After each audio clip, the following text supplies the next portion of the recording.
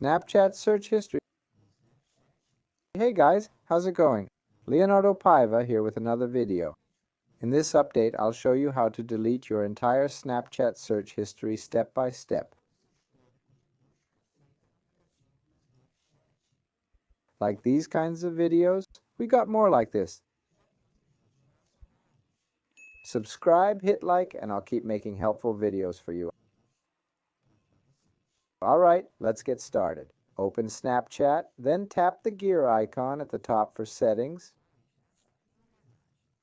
Scroll down.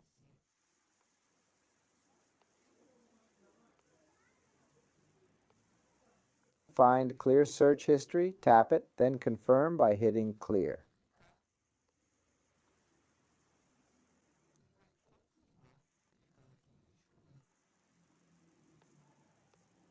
Your entire search history is now gone. Remember, you can support the channel by clicking Thanks and donating any amount. Quick and easy, folks. Did you manage? Let me know in the comments.